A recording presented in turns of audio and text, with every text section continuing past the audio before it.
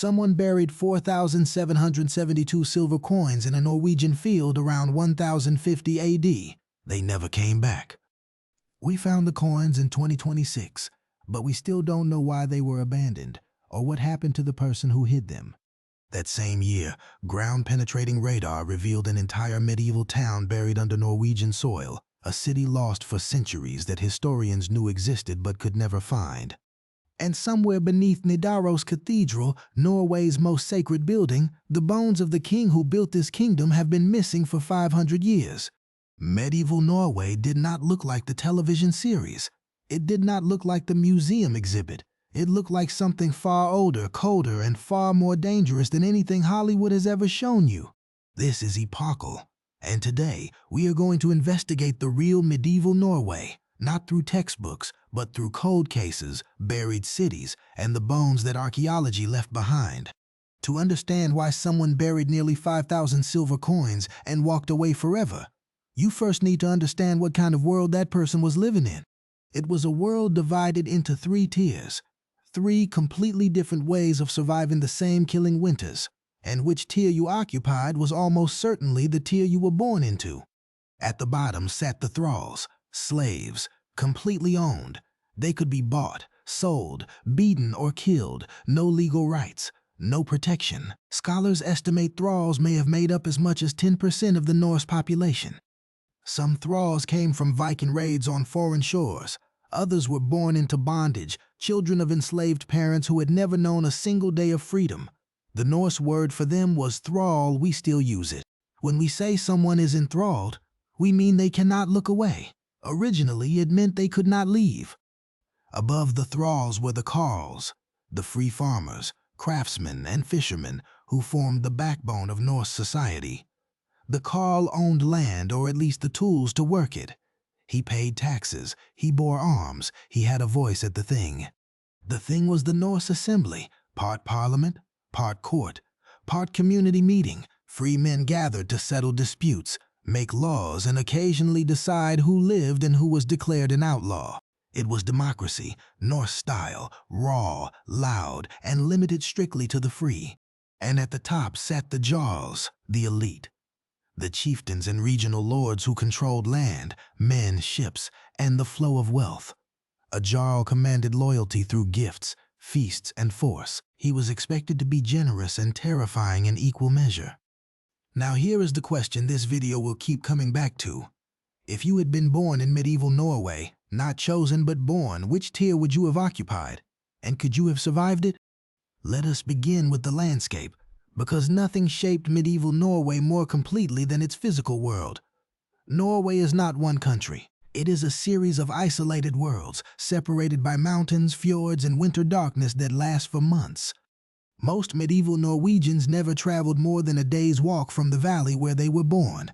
The next valley might as well have been another country. The fjord was not a highway, it was also a barrier, frozen solid in winter, storm-battered in spring. The longhouse was the center of everything, a single enormous timber structure that housed not just the family, but also the livestock through winter. Cows, goats, and pigs shared one end of the building, separated from the sleeping area by a low wall. The heat from the animals helped keep the family alive through winters that regularly reached -30 degrees. This was not a romantic arrangement. It was a survival calculation. You shared your home with your animals, or you died. The diet was built for endurance, not pleasure. Salted fish, dried meat, barley porridge, preserved dairy, root vegetables stored through autumn. In good years, there was enough. In bad years, crop failure, a brutal freeze, a raid on the food stores, people starved.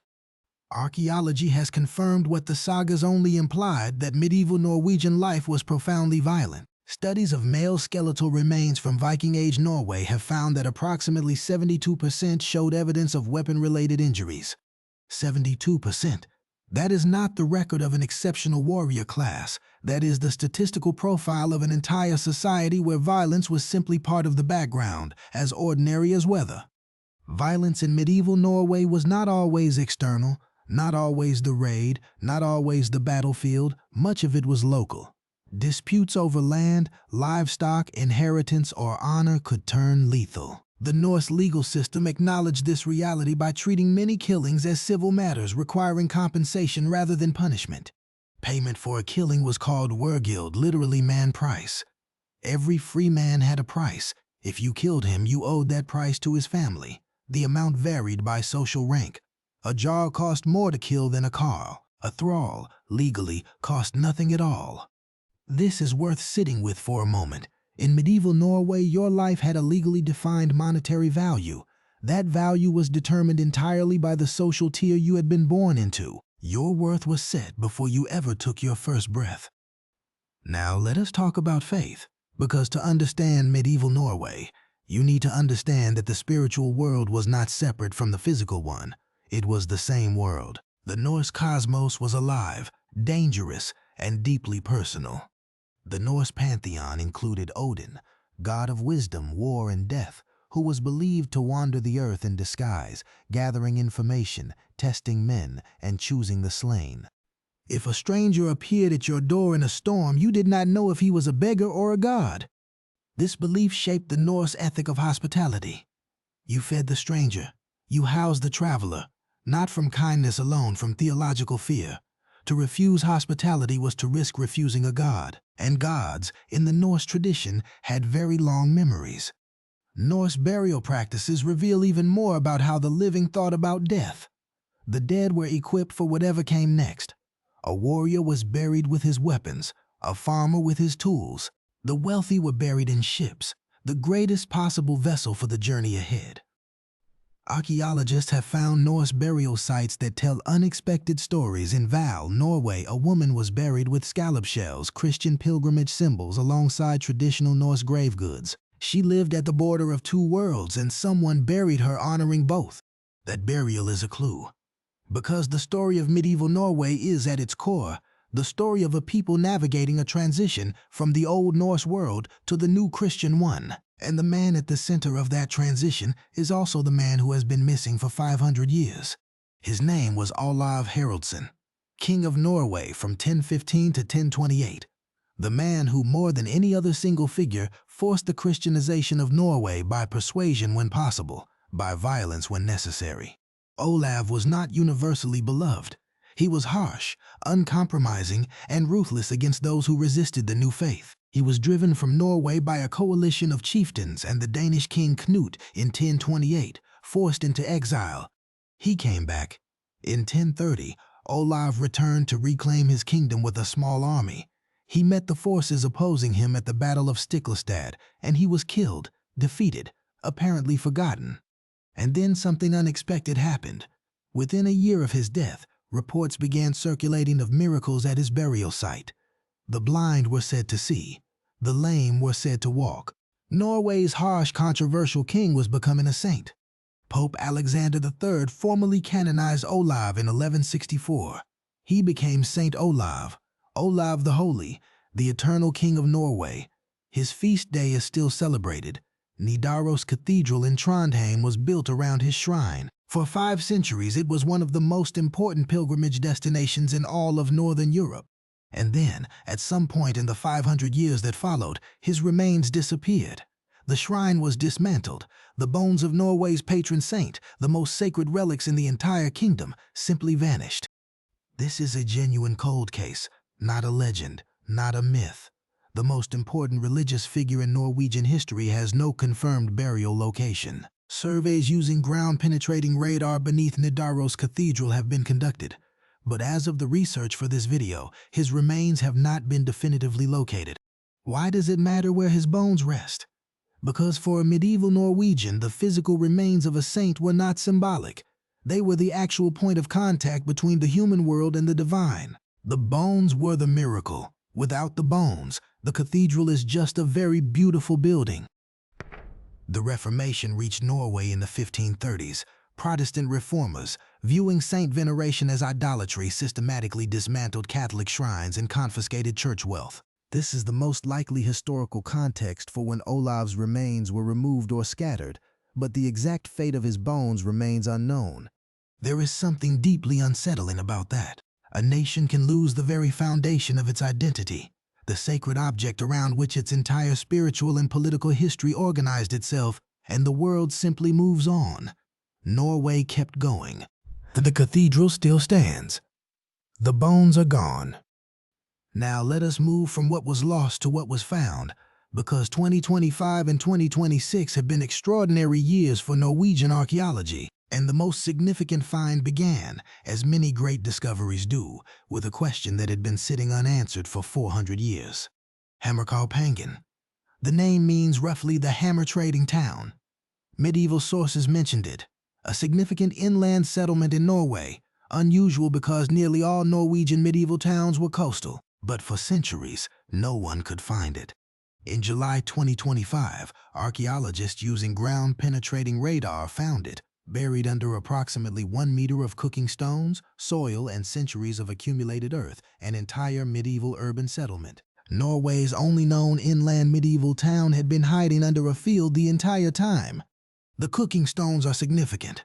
1 meter of cooking stones accumulating over a medieval settlement suggests sustained occupation, feasting, food preparation at scale, community life. This was not a temporary camp. This was a place where people lived, traded, and gathered for generations. What was Hammerkalpangen? Based on the research available, it appears to have been a market town, a place where the inland agricultural regions and the trade networks of medieval Norway converged. The Bishop of Hamar had his seat nearby. This was a town of significance. Why did it disappear? Archaeologists and historians are still investigating. The research for this video does not have a definitive answer. Plague, fire, political disruption, or gradual abandonment, all are possible. What the discovery confirms is that the medieval Norwegian urban world was larger and more complex than we had previously mapped. And the discoveries did not stop at Hammerkalpangen. In January 2026, a metal detectorist in Tonsberg, one of Norway's oldest towns, found something remarkable lying in a field. A gold ring, medieval pristine. According to researchers from NICU, the Norwegian Institute for Cultural Heritage Research, this ring is one of only 63 medieval gold rings registered in Norway's entire national artifact database, 63, for a country that has been inhabited for thousands of years. The ring shows Byzantine goldsmithing influences, meaning that in medieval Norway, even material culture carried the fingerprints of trade routes that stretched from the fjords all the way to Constantinople. The person who wore this ring was connected to a world far larger than their valley. Gold was almost mythically rare in medieval Norway. Only 63 registered rings in the entire national record, which means that when we find one, we are holding a direct line to the absolute top of the Norse social hierarchy. This was a Jarl's world, pressed into metal and buried in the earth. Now let us return to the field in Morstad, to the 4,772 silver coins buried around 1050 AD, because this hoard is the most visceral clue we have to the texture of everyday medieval Norwegian anxiety. People buried hoards for a reason. This was not casual savings. This was emergency concealment. You buried your wealth when you feared something was coming. A raid, a rival, a political upheaval. The year 1050 places this hoard in one of the most turbulent periods of Norwegian medieval history. Around 1050 AD, Norway was recovering from the death of St. Olav, managing the aftermath of Danish domination under King Canute, and navigating succession struggles that would eventually lead to the turbulent reign of Harald Hardrada. Whoever buried these coins was living through genuine historical instability. They never came back. That is the fact that stops every archaeologist who works with hoards. Someone hid everything they had, and then something, death, exile, accident, catastrophe, prevented them from ever returning to retrieve it. The coins waited in the ground for nearly 1,000 years. What did their daily life actually look like? The person who buried those coins? Let us go back into the longhouse, into the actual texture of surviving a Norwegian year. Spring and summer were when everything happened. Fishing, farming, herding, building, trading. The Norse calendar was relentlessly agricultural. Missed the planting window in winter became a death sentence. The entire social order organized itself around the demands of the Norwegian growing season. Winter was an entirely different proposition. In northern Norway, the sun disappears for weeks. The longhouse became the world. Families were trapped together in firelight and darkness, surviving on stored food, mending equipment, telling stories and waiting. The stories they told in those longhouses were not entertainment. They were technology. The sagas preserved legal precedents, genealogies, navigation routes, farming wisdom, and the spiritual worldview that held the community together. A people without books built their entire civilization inside memory. Leisure was real. The Norse played Hnefatafl, a strategic board game somewhat like chess, with enough seriousness that game pieces have been found in graves. They wrestled in a style called glimmer, still practiced in Iceland today. They feasted when they could. They composed poetry. They were not purely a war machine. Norse women had a legal standing that was, by medieval European standards, remarkably substantial. They could own property. They could divorce. They could inherit. A farmer's wife managed the household economy. She carried the keys literally and metaphorically, a symbol of her domestic authority that archaeologists find as burial goods. Some women participated in raids and battles. The archaeological evidence for this is genuine, if complex, and still debated among researchers. The woman buried at Birka, Sweden, with the full warrior's kit, including 2 horses, has been the subject of serious academic investigation since her genetic sex was confirmed in 2017. Medieval Norway was not a monolith. Its social complexity, the gap between a Thrall and a Jarl, was as vast as any feudal system in Europe. The gap between the Norway of the fjords and the Norway of the inland valleys was equally profound. This was a fractured, diverse, regionally distinct society held together by shared stories, shared gods, and shared survival strategies. Let us now bring all of this back to the 3 tiers, because everything we have investigated, the buried coins, the lost town, the missing saint, the weapon wounds on bones, all of it was experienced completely differently depending on where you sat in the hierarchy. If you were a thrall, the coin hoard means nothing. You owned nothing. You had no coins to hide and no field that was yours. The discovery of Epochal might have been your workplace, but you would have built it, not owned it. Saint Olav meant a complicated hope. Christianity promised spiritual equality that the social order flatly denied. If you were a Karl, the coin hoard is your life story in miniature.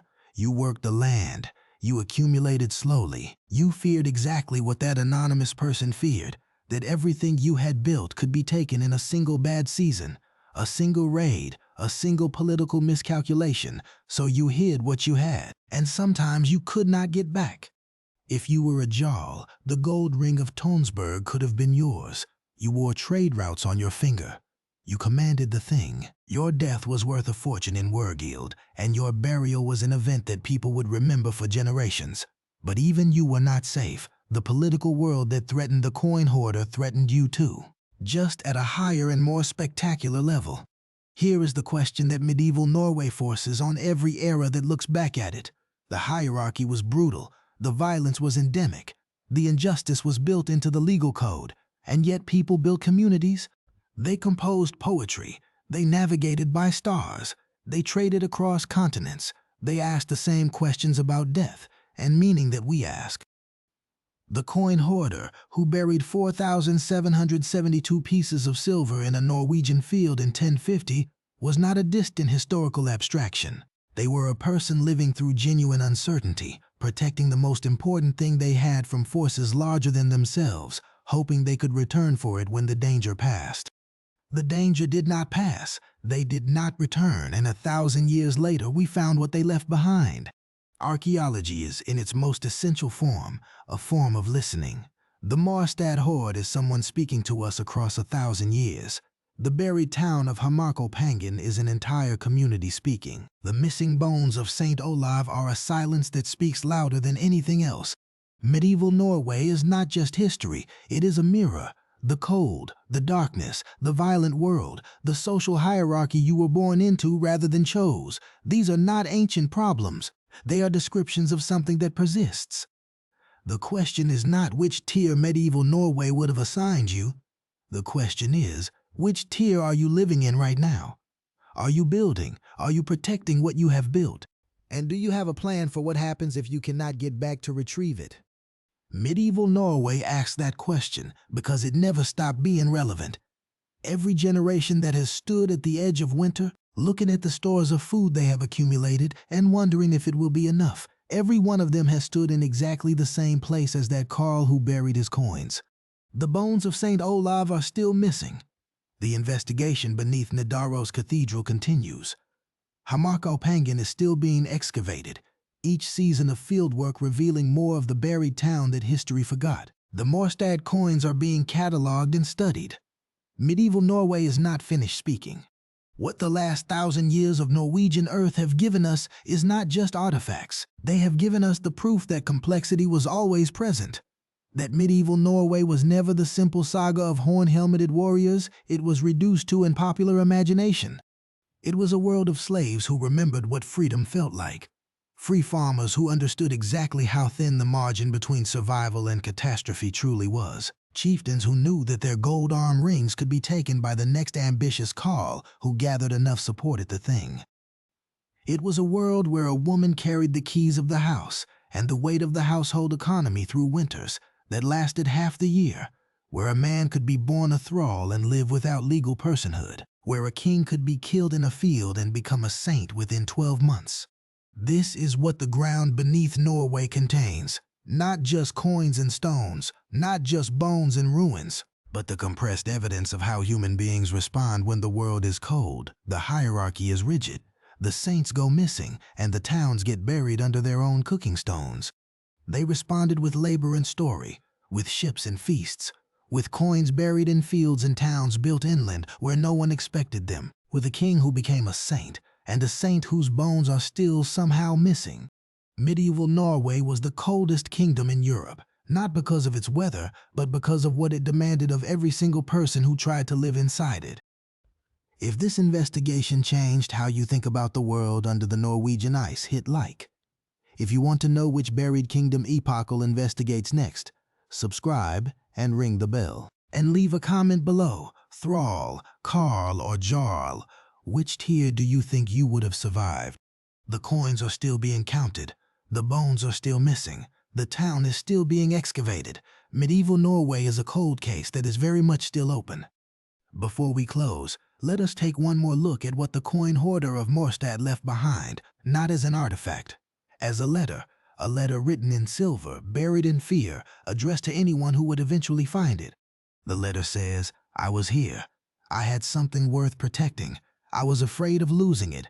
I made a plan. The plan did not work, but the thing I protected survived." That might be the most medieval Norwegian thing of all. The plan fails. The person disappears.